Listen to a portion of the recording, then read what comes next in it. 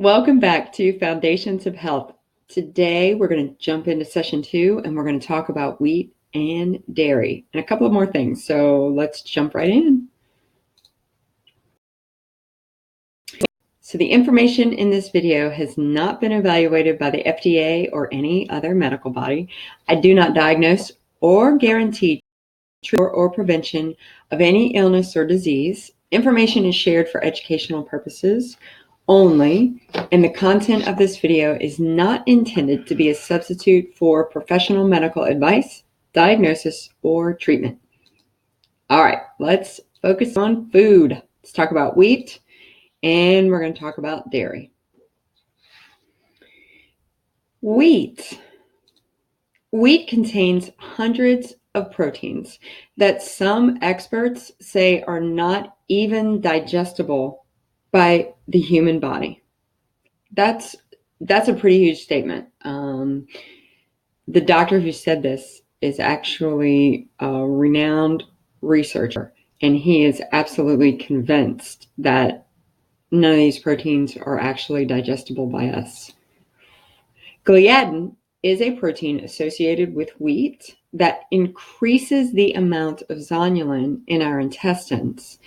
Stick with me here. We're going to get a little technical. Zonulin will bind to our intestinal barrier and break open the tight junctions that we talked about in the last session that protect our bloodstream, our lymphatic system, that allow that flow of foreign substances right into our immune system. So gliadin is only one protein associated with wheat. And we know for a fact, as we saw in the fluoroscopy from last time, that picture with the light shining through in the intestinal wall, we know it actually breaks open our intestines. So just keep that in mind every time you eat a piece of bread. In an effort to investigate why schizophrenia, autism, and ADHD were exacerbated by wheat, the National Institutes of Health performed a study published in the Journal of Biological Chemistry that showed polypeptides, which are portions of the proteins, from digested gluten proteins had the unusual ability to cross the blood-brain barrier. This barrier is there to protect the highly sensitive brain from substances that gain entry into the bloodstream. Okay. So there are some foods that you eat, and in this case, some proteins from wheat that actually cross over into the brain. But wait, there's more. Once the gluten polypeptides enter the brain, they bind to the brain's morphine receptor, the very same receptor to which opiate drugs bind. Okay, so let's think about that for a second. Yes, you actually get a high if your wheat protein has crossed into your blood-brain barrier. When people are told to go off gluten, which now we know it's not just gluten that impacts your whole body's health. So they're told to go off wheat, don't eat flour, don't eat baked goods, and traditional flour. There are some non-wheat flours out there that are very easily available. Anyway, they're actually addictive. So when you remove this from your diet, some people actually have withdrawal symptoms. Do you remember that commercial that the voiceover says, "This is your brain," and there's an egg that represents the brain, and then there's the empty frying pan on the burner, and it cracks. The egg is cracked open onto the hot frying pan and starts sizzling, and then the narrator says, "This is your brain on drugs." We need that same commercial, I think personally, for wheat. This is your brain on wheat. It's frying. And I'm chuckling, but actually this is pretty serious matter. They are starting to link. Now, this is not causation. There has to be a link and a correlation before they can start to study causation of dementia, especially Alzheimer's. There's some link to wheat and the proteins. This is new research, but I will tell you this. When I figured out that I think I need to stop eating wheat, it was 3 days later that it felt like somebody took a plastic bag off my head. My brain fog was completely gone. It was, I could see the leaves on the trees so clearly. It was almost indescribable after the wheat had gotten out of my system and presumably my brain. So take that for what it's worth. A slice of whole wheat bread increases blood sugar as much or as more than refined sugar. So cardiologist William Davis, MD, had his diabetic patients remove wheat and other blood sugar raising carbs from their diet. After 3 months, the vast majority of these patients were no longer diabetic. Okay, so you're thinking, woohoo, that's awesome. What he was surprised to find out, because this didn't necessarily surprise him, he anticipated this. What surprised him was that patients, they were also unable to sleep, they had diarrhea, they had constipation, they had brain fog, they had headaches, they had arthritis. All of that went away as well with so many of his patients. So there again, the impact of wheat on your body is significant. Pointing out the inherent cardiotoxicity of wheat, in an article published in 2008, Dr. Lauren Cordain describes how dietary lectins, as found in wheat, promote the formation of fatty streaks and mature atherosclerotic plaque in the arteries. This process includes chronic low-level inflammation and intestinal permeability. Kind of makes sense, the intestinal permeability, because we talked about how the particular protein in wheat actually promotes zonulin production in our intestines, which then break open those tight junctions. And Dr. Cordain is a professor, currently a professor at Colorado State University, and this is just a picture showing what happens as your arteries get clogged. Gluten, protein in wheat, causes celiac disease, which is an autoimmune disease characterized by symptoms such as digestive tract cramping and diarrhea. In the US, it is suspected that at least 1 in 33 people have, 1 in 133 people have celiac disease, but less than 10% know that they do. And I'm going to give you a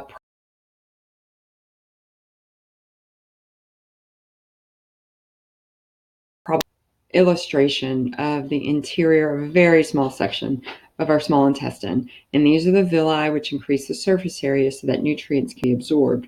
What happens when you have celiac disease, it's an autoimmune condition, and your body actually starts destroying those villi in your small intestine, and eventually they look like this. So you can see, or you can surmise, that because so much of the surface area is lost, many celiac patients, if they're small, they would probably be diagnosed with failure to thrive, and they would be called malnourished at best when they were adults. Now, let's get back to this 10% know that they do. The testing for celiac disease is partial. It's not complete. And I say that because in order to have 100% certain diagnosis, all of your villi have to be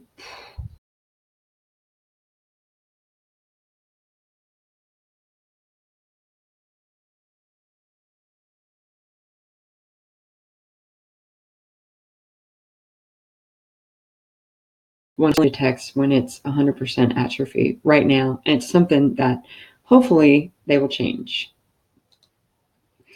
Celiac is not the only inflammatory process wheat can produce. The vast majority of individuals who have wheat issues do not have celiac, and not but instead what they call gluten sensitivity, and they will probably They may change that terminology a little bit. Some of it's being changed now to say wheat because there's so many proteins in wheat that are detrimental to our bodies. But right now it's still referred to as non-celiac gluten sensitivity. But this also causes an immune system response, which can lead to chronic inflammation over time, which is exactly what happened to me. And it's how I ended up with an autoimmune disease and in the hospital. And that's another story. So non-celiac wheat sensitivity. So you notice how I threw in the wheat because it's not just all about gluten. So if you take a lab test to see, well, let me see if I am sensitive to gluten, it's good, but it's not going to be complete because it's not going to cover every single protein that's found in wheat. That would cost a fortune, and they haven't developed it yet. The one thing I will say, if you suspect that wheat is affecting your body in one way, shape, take 30 days, go off of it and see what happens. My husband did that. He noticed a difference and now can tell when he gets contaminated with wheat. And technically he's not sensitive or allergic to it like I am. And mom, the same thing.